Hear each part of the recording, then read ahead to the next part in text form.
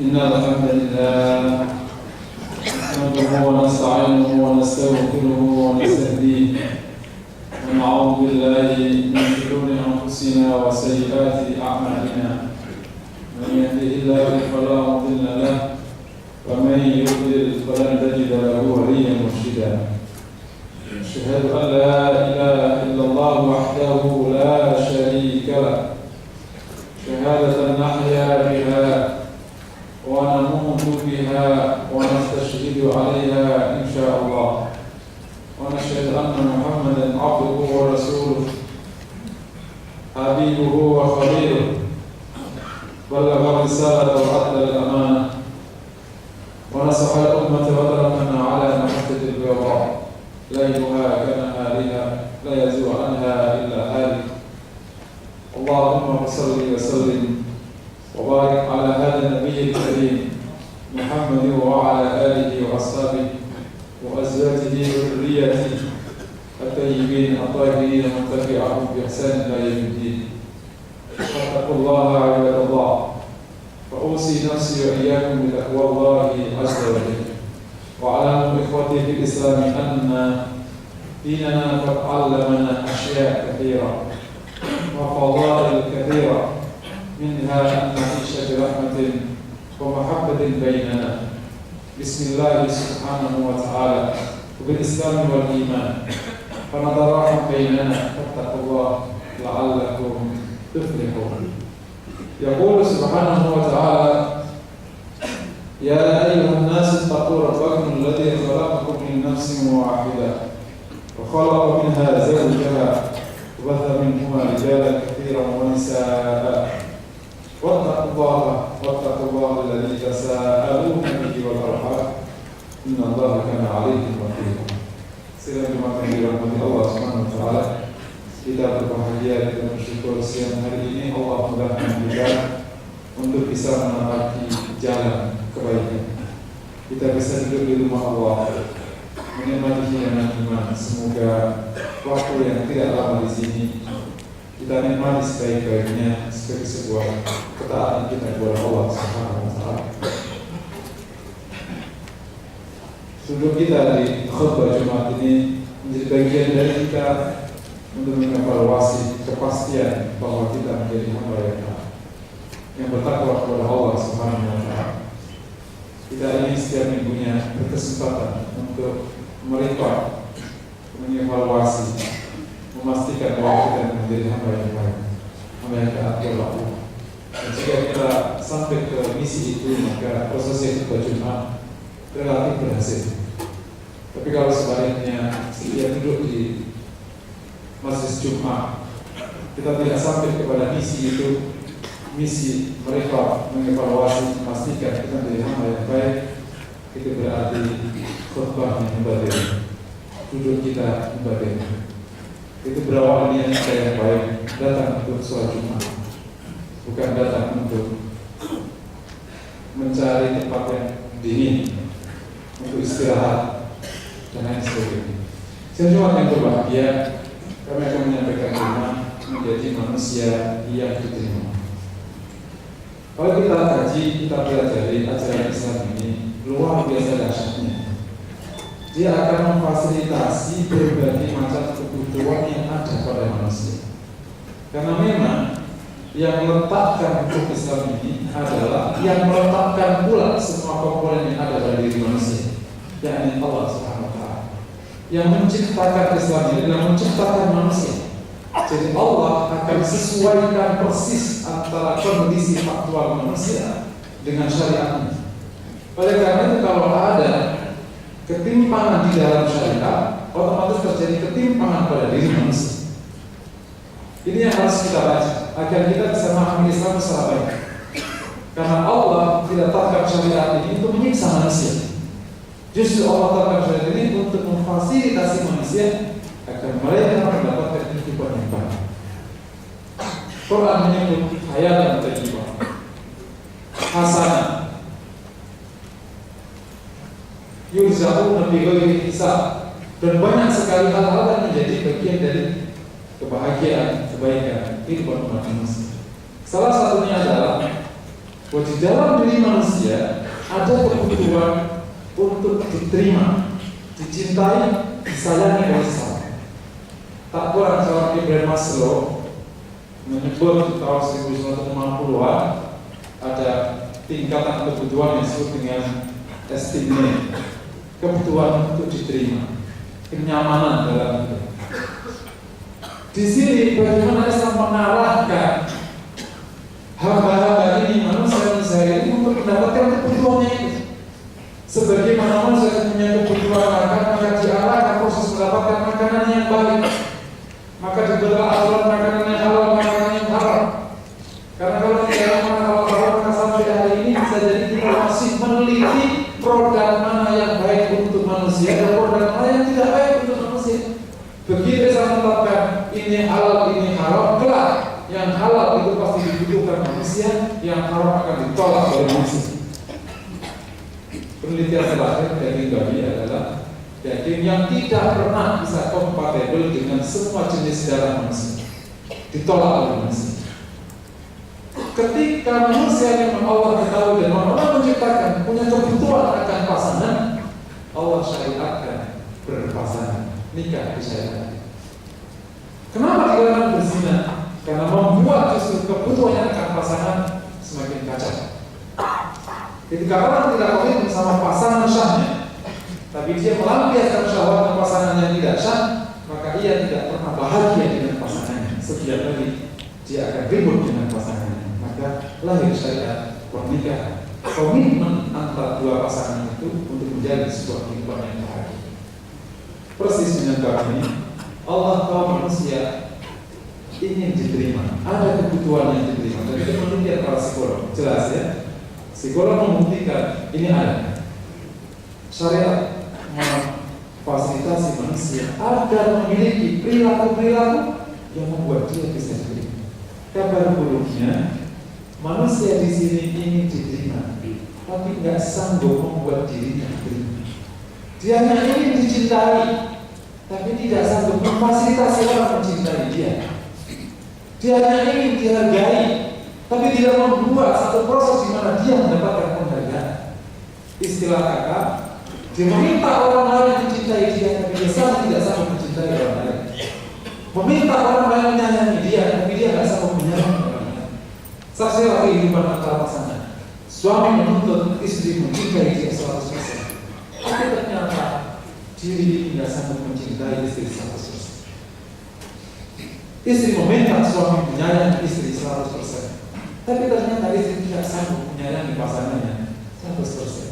Makanya agama mensyariatkan beberapa hal. Kita bayangkan, kenapa suami istri diwajibkan untuk ma'asyara bil ma'ruf, saling menyayangi, saling menghargai, saling menghormati.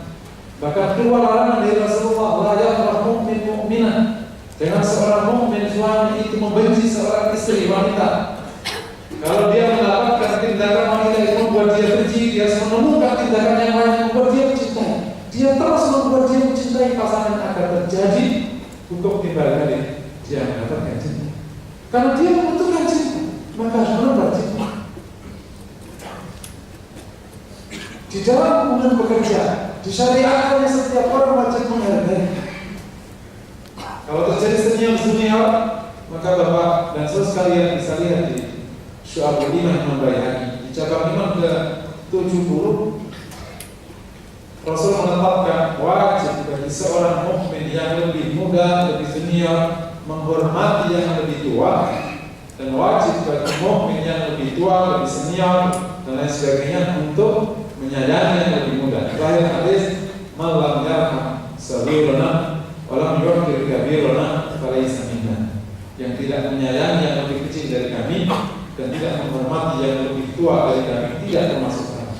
Itu tegas persoalannya, bukan mainan. Karena tidak termasuk kami artinya hukum penghargaan sama kasih sayang itu wajib terjadi dengan manusia karena dua-duanya membutuhkan itu. Kami ulangi lagi, kabar buruknya terkadang kita ingin mendapatkan hak kita tanpa mau memberikan kewajiban kepada orang lain, sehingga akhirnya yang terjadi bukan kita menjadi bangsa manusia pribadi kelompok masyarakat yang diterima, padahal kita ingin diterima, tapi menjadi orang yang dibenci dengan hati. Semua orang ingin dihargai di jalan raya, tapi nggak sanggup menghargai sesama pengguna. ternyata tidak sanggup menghargai nenek anak buahnya. Khotbah singkat ini ingin menyadarkan kita bahwa kita ini ingin menjadi orang yang diterima. Ada kebutuhan itu.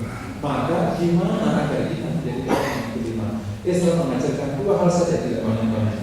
Yang pertama, pastikan kita berakhlak mulia. Akhlak mulia itu adalah kunci besar penerimaan. Siapa yang berakhlak mulia, dia akan mendapatkan akhlak mulia yang sama dari pihak yang lain. Kenapa begitu tinggi perhatian Islam pada akhlak mulia? Karena kenyamanan hidup itu pertama kali basicnya akhlak mulia. Baru nanti bicara iman, bicara hukum, bicara itu nanti setelah. Orang bisa bahagia, makanya lepas nanti teori agama. Bangsa paling bahagia sekarang, kalau nggak salah itu Norway dan Finland. Dan kita tahu, perilaku tidak terhadap sesama luar biasa dahsyat. Kita harus berkaca kepada mereka. Padahal mereka sebenarnya tidak punya konsep tentang diri. Yang punya konsep adalah orang Islam. Kehargaan kepada sesama, kasih sayang kepada sesama, empati kepada sesama, mencintai sesama, menyayangi sesama, berbagi terhadap sesama, memperhatikan urusan sesama. Bukan itu campur, memperhatikan kesusahan sesama. Itu kalau tumbuh, tidak perlu kita meminta orang seluruh ini untuk mencintai kita. Kita akan jadi orang yang seperti kita. Kita akan perlu memaksa wanita mencintai kita. Kita akan dicintai oleh istri. Kita akan perlu memaksa anak buah menyayangi kita, menghormati kita. Kita menjadi sangat. Dan kabar baiknya, ketika itu terjadi, maka dua-duanya benar. Yang kedua adalah memberi sesuatu yang bermanfaat. Allah tahu persis ini hamba ini, manusia ini memang meskipun ada dimensi rohaninya, ada hati, ada akal, tapi ada dimensi materinya. Dia manusia ini memang mempunyai sesuatu yang bermanfaat dan sebagiannya urusan materi. Makanya ada zakat. Kita ini bicara hikmah syariah, hikmah syariah, bukan bicara ilat syariah. Jadi tidak ada kaitannya dengan. Nah, kalau tidak ada ini berarti nanti hukumnya hilang, tidak ada. Ini hanya membaca kebaikan, bagaimana Islam meletakkan syariat agar kita bisa menerima yang sangat baik. Zakat salah satunya diberikan kepada orang yang mau Islam atau baru Islam. Orang itu mencintai itu, orang mencintai sesuatu, orang mencintai hadiah. Maka Rasul mengatakan, ta'afu, saling kasih hadiah atau saling mencintai. Istri malam-malam kasih hadiah, suami malam-malam kasih hadiah. Allah tahu hambanya itu, karena ada dimensi materi kita tidak menafikan itu, meskipun itu bukan dominan. Islam itu luar biasa. Dimensi itu dapat perhatian. Dimensi materi dapat perhatian, dimensi rohani dapat perhatian, dimensi logika dapat perhatian, dimensi lagi dapat perhatian, emosi dapat perhatian, dimensi hati dapat perhatian.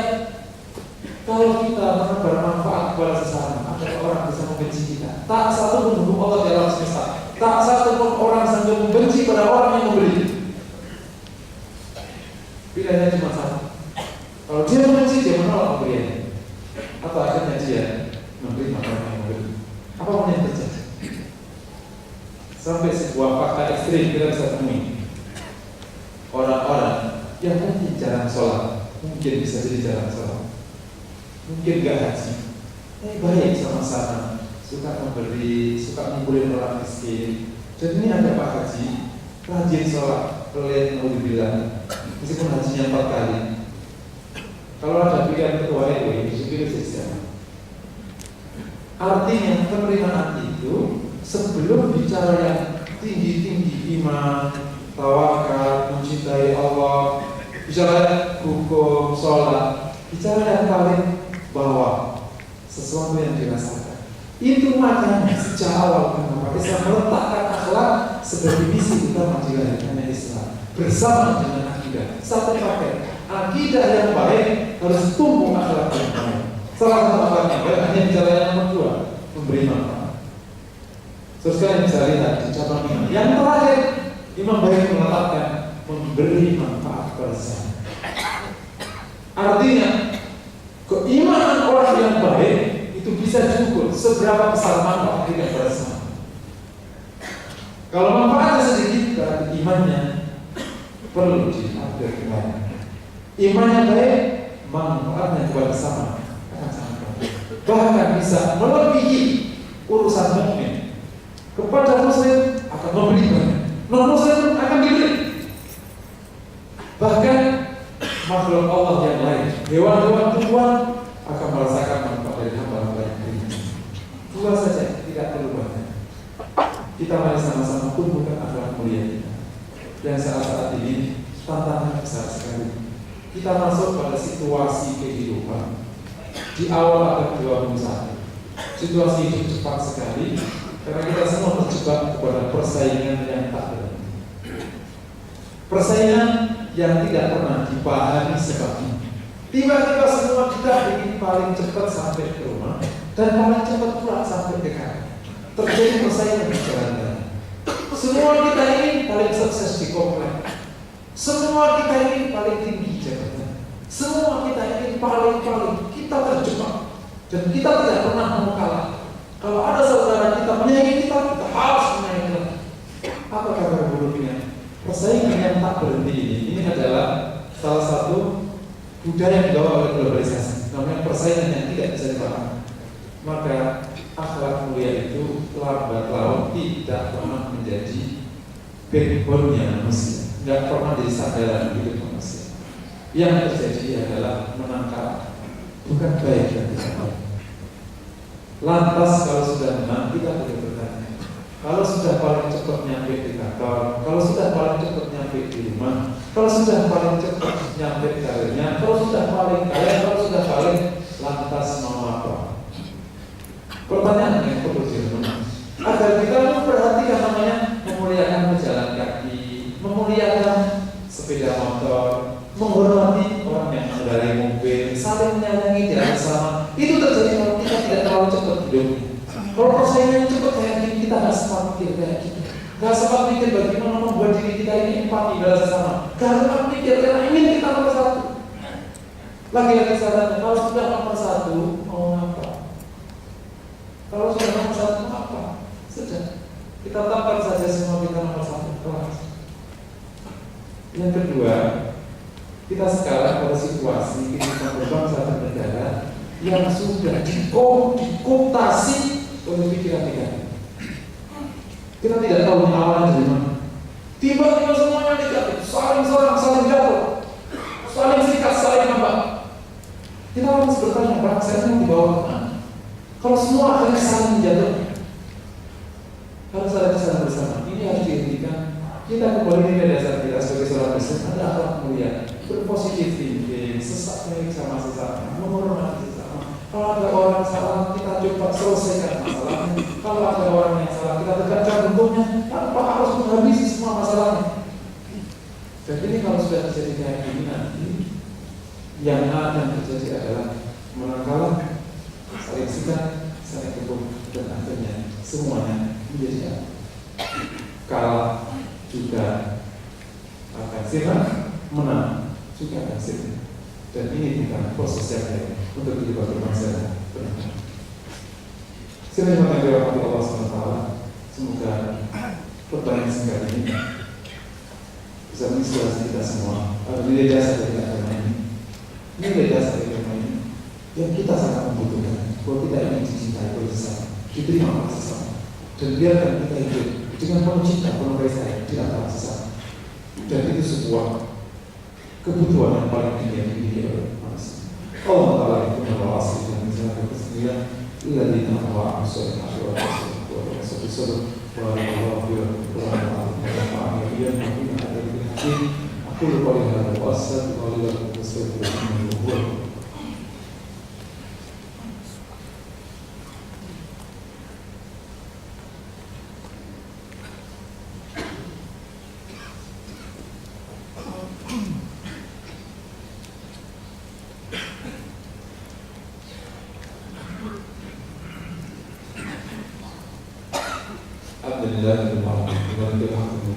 السماوات والأرض أشهد أن لا إله إلا الله محمد عبده ورسوله صلى الله عليه وسلم. والسلام على محمد وعلى آله وصحبه أجمعين. واتقوا الله المخلصين والمتقين والمحسنين إلا أن اتقوا الله وللشكر تعالى تفتحون يقول سبحانه وتعالى يا أيها الذين آمنوا اتقوا الله وقولوا قولا سديدا يصلح لكم أعمالكم ويغفر لكم ذنوبكم ويغفر الله ورسوله وقد فاز فوزا عظيما وآمر سبحانه وتعالى صلي على نبينا محمد فيقول عز وجل إن الله وملائكته يصلون على النبي يا أيها الذين آمنوا صلوا عليه وسلموا تسليما ونقول اللهم صل على محمد وعلى آل محمد صل على إبراهيم وعلى آل إبراهيم وعلى آل محمد وعلى آل محمد كما باركت على إبراهيم وعلى آل إبراهيم في العالمين إنك حميد مجيد وارض اللهم عن خلفاء الراشدين أبي بكر وعمر وعثمان وعلي وعن بقية الصحابة والتابعين وتابعين بإحسان إلى يوم الدين اللهم اغفر للمسلمين والمسلمات والمؤمنين والمؤمنات وإلنا جميعا يا أرحم الراحمين اغفر لنا ولوالدينا كما ربونا صغارا اللهم آت نفوسنا تقواها وزكها خير من زكاها وهي مولاها يا أكرم الأكرمين ويا أرحم الراحمين ارحمنا يا أكرم الأكرمين ربنا بلغ مقاصدنا واصل عوراتنا وسهل لنا امورنا ربنا آتنا في الدنيا حسنه وفي الاخره حسنه وقنا عذاب النار وصلى الله وسلم على محمد وعلى اله وصحبه وسلم والحمد لله رب العالمين. ان الله يأمر بالعدل